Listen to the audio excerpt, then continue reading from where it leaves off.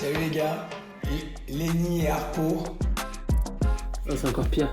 C'est encore pire.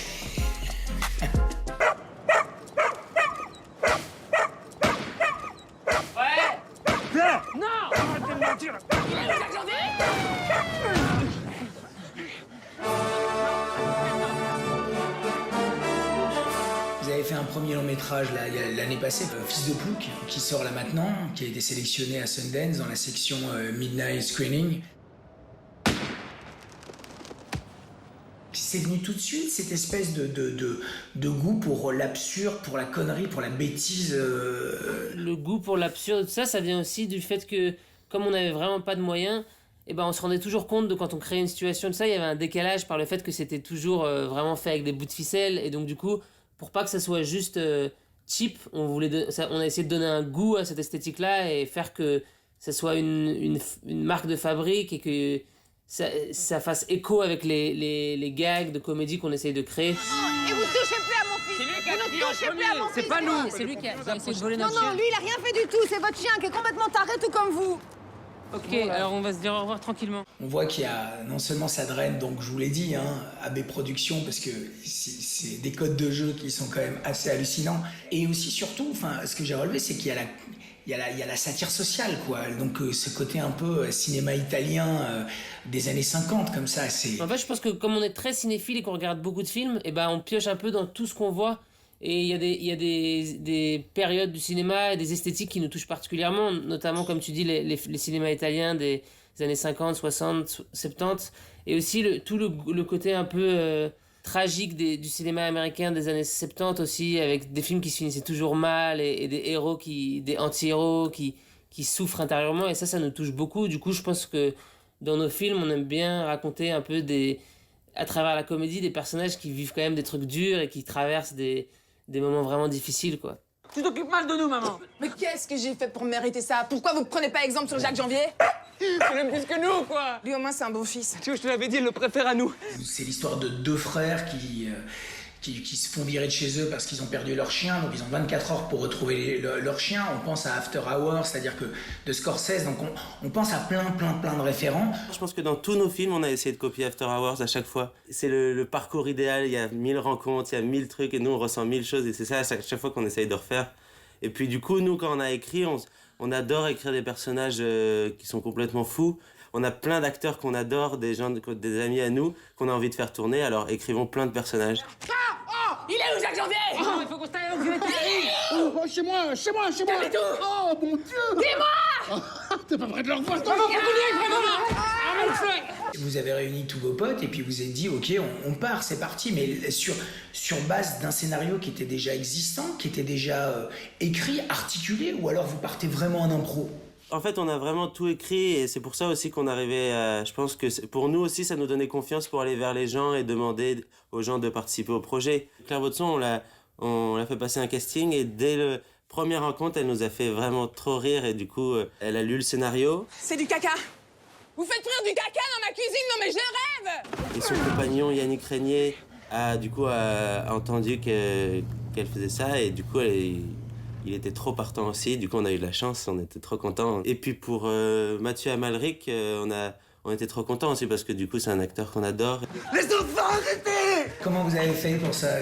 En fait, on a un ami qui avait travaillé sur Barbara, qui nous a refilé son mail en cachette.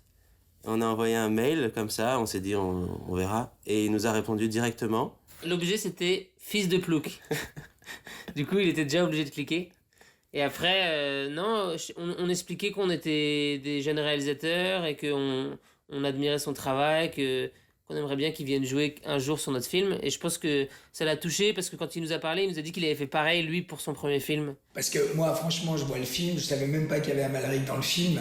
Quand il débarque dans le film, je me dis mais what? Qu'est-ce qui vous arrive, là? Vous vous battez souvent comme ça? Casse pas les couilles, papa. Oh, Zabulo! Quoi? Non, mais je vais te dire un truc. Vas-y, dis-moi.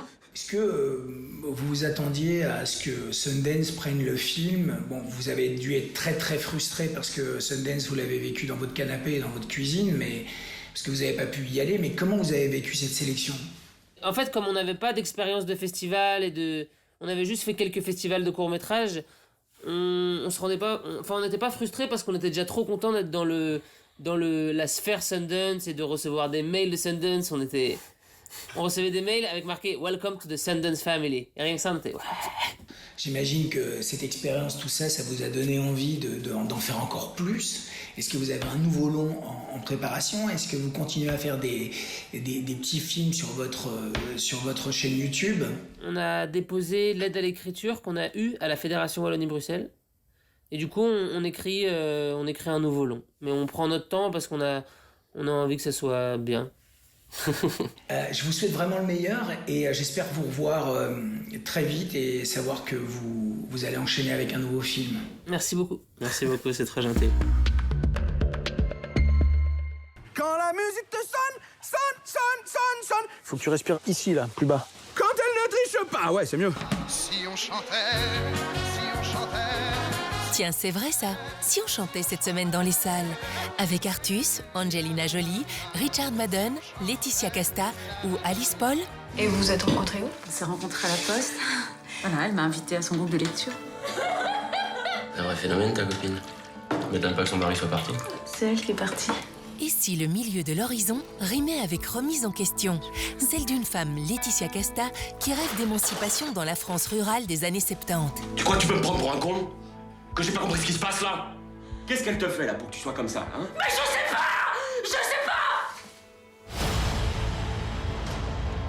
I haven't seen some of them for centuries. Hi. Hello. This is what the end of the world looks like. At least we have front row seats. You know what's never saved the planet? Your sarcasm. Mission, protéger la Terre.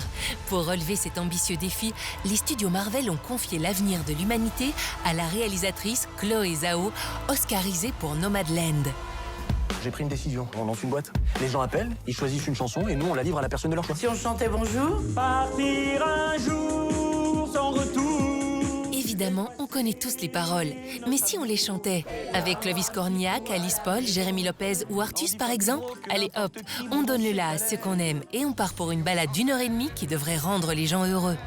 Il manque quelque chose, un gros truc. Allez, on continue. Allez, super. Si on chantait. Si on chantait. Vous avez chanté tout l'été? Eh bien, riez maintenant. Rendez-vous à Liège du 5 au 9 novembre, histoire de vous muscler les zygomatiques au 6e Festival international du film comique. Vive la comédie et vive le cinéma. Sinon, on reconfine. Et c'est kayak pour tout le monde. Voilà, Home Cinéma, c'est déjà fini. Rendez-vous la semaine prochaine pour un nouvel opus de votre émission.